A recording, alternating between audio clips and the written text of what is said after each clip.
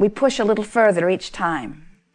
It is pleasing for you, always pleasing for us, but pleasing for you when you reach that place that you are so remembering the eternalness of your being, that when contrast or variety gives birth to a desire within you, and you may even look around and see others who are living the fulfillment of the desire that you hold, and you're not living it yet, but you are taking such pleasure from the idea of the desire that the interim between your birthing it and your achieving it in terms of physical manifestation is a joyful time, not an unpleasant time. When you reach that place, when you feel satisfied with where you are and eager for that which is coming, you are in the perfect vibrational stance to allow the evolving life experience that you have always planned on. You knew when you made the decision to come forth into these bodies that you are an eternal being. You knew that this was not a one-shot deal where you would come forth and hopefully achieve all that you were supposed to achieve in order to give yourself the right marks on the right charts for all of eternity. Instead, you understood that you are an eternal consciousness, and this was an experience of co-creating, a time where you could extract from your environment your own personal ideas and preferences. And you understood before you got here, and you still understand that non-physical part of you that exists, that as that new idea is born within you, that idea or that preference or that desire or that wanting, you can call it anything you want, but it is a preference that is born, that is known to you on many levels of your being. Sometimes it is a subtle preference, so subtle that you couldn't even articulate it. Sometimes it is a powerful preference, so powerful that it's all you want to talk about. But when that desire is born, no matter how great or small, no matter how speakable or unspeakable it is, when it is born within you, you send out a vibrational request, a desire, whether you talk about it in words or not. And in the moment that that preference is born, Source begins to answer that preference. And all things, heaven and earth, begin to move to accommodate you in that preference. So that's step one and step two of the best creative process that we have ever known. It is an eternal process. It is a universal process. It says, when you ask, it is given. But we are here more to talk about the third step in this three-step process, because even though all of you are always asking, and even though all of you are always being answered, all of you are not always letting in what you're asking for. And that's what this gathering is about. We call it the art of allowing, and it is literally about tuning yourself vibrationally to allow what you're asking for. Tuning yourself to allow your connection with who you really are. Tuning yourself to allow your alignment with who you really are so that you can really be you. It's nice when you let yourself really be you. And by letting yourself really be you, what we mean is practicing thoughts and paying attention to the way they feel, because that's the way you know what your vibration is. You are much more vibrational beings than you are flesh, blood, and bone beings, but you are so accustomed to seeing yourself and feeling yourself in the visceral, physical sense that sometimes you forget that you are vibrational beings, and you forget about paying attention to your frequency or to whether you're on frequency with your source energy. You understand that with your radio. You don't set your dial out in some nebulous number and expect to receive something specific like 98.6.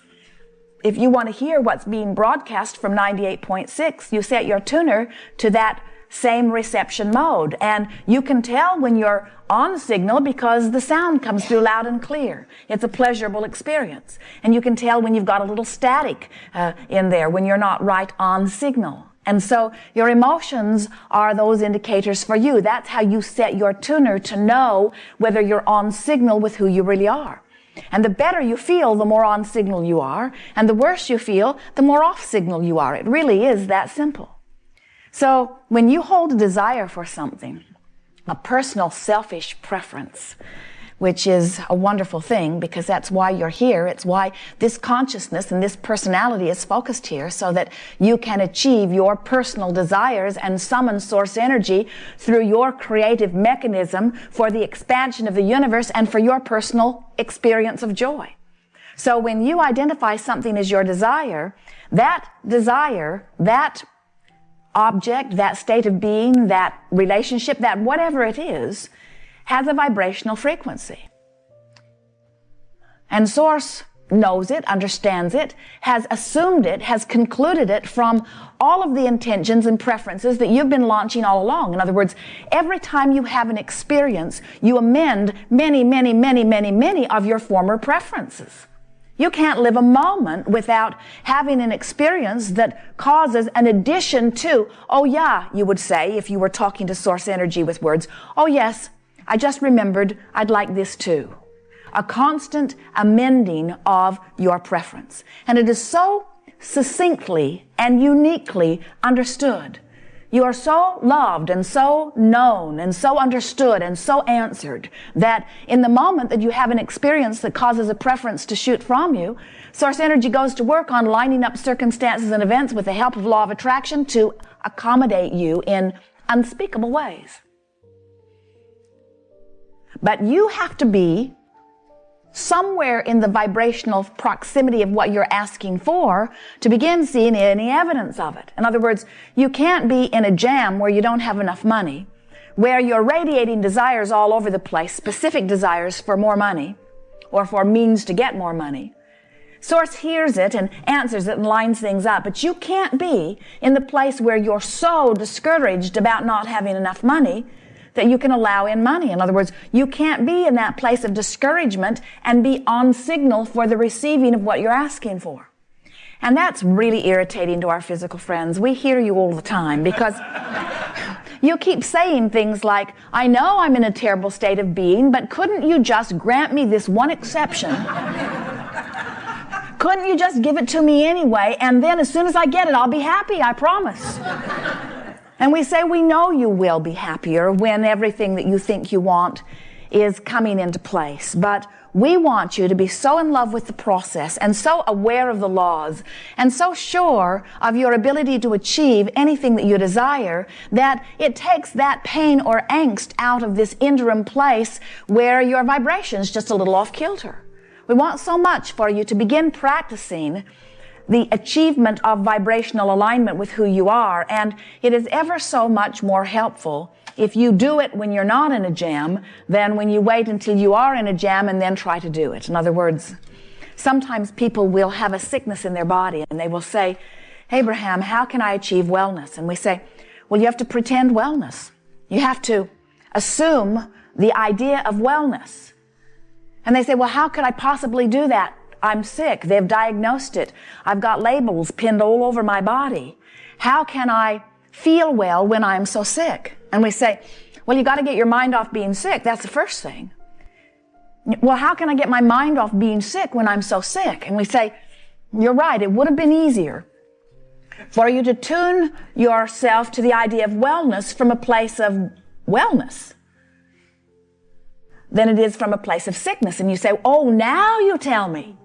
Now you tell me. We say, well, you've been knowing that on many levels all along because your emotions have been letting you know that this thought of anger or this thought of fear or this thought of frustration or this thought of overwhelmment, in the icky way that it felt, it was your indicator that you were not on signal with that which is wellness. But because you trained yourself to be willing to endure negative emotion, you sort of get merit badges on how much negative stuff you can endure. I'm vigilant. I'm valiant. I can keep a stiff upper lip.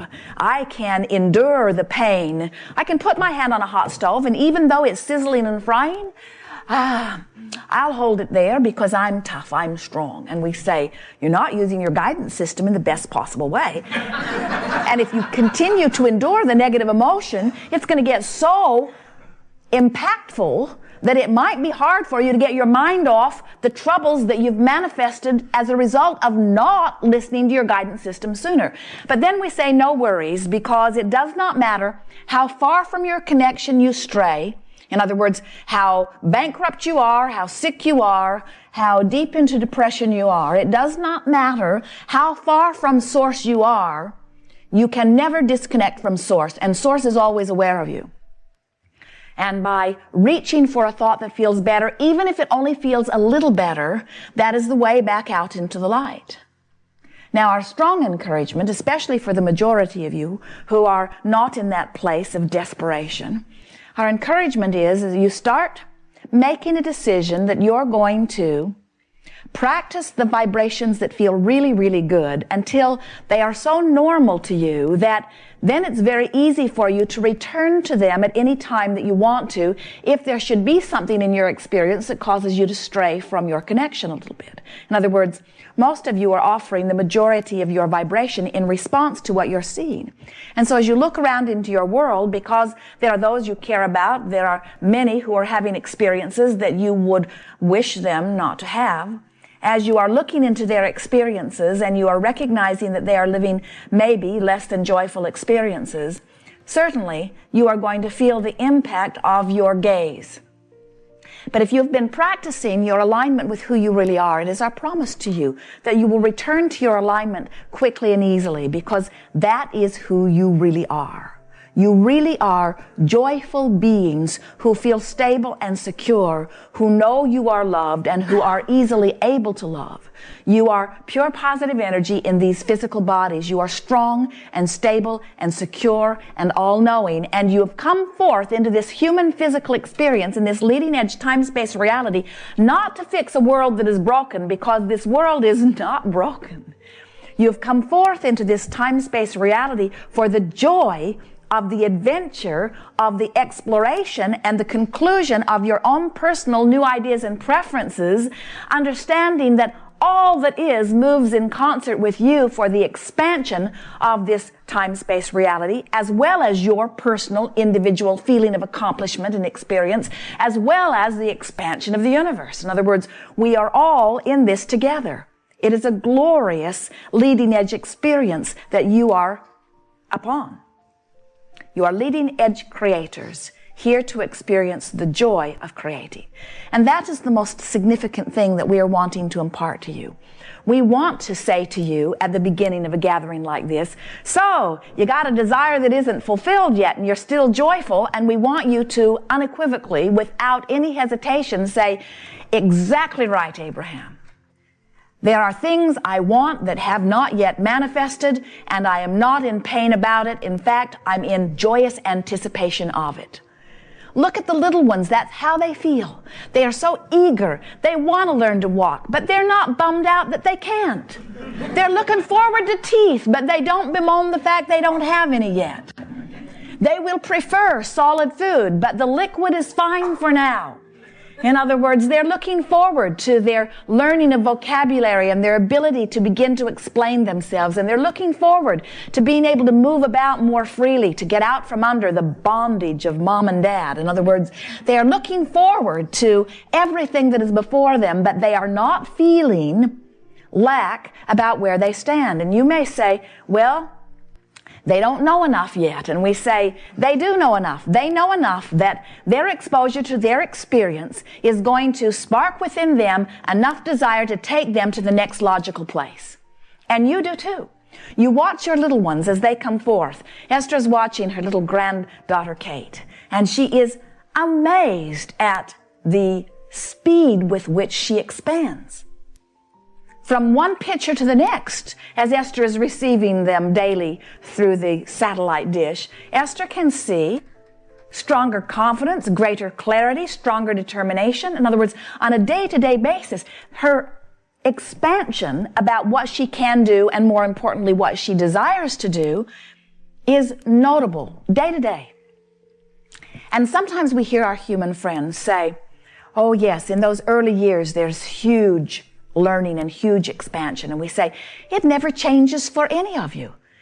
In fact, your exposure to life experiences becomes more the longer you live. And the longer you live and the more experiences you have, the more you are fine-tuning your desires. In other words, your lives are not supposed to be good when you're young and get bad as you get older. Your lives should continue to expand and become richer and fuller and more and more and more and more and more and more delicious, because you are privy to more information, to more experience. You have more opportunity to give birth to more desires. And Source never stops powerfully answering your desires.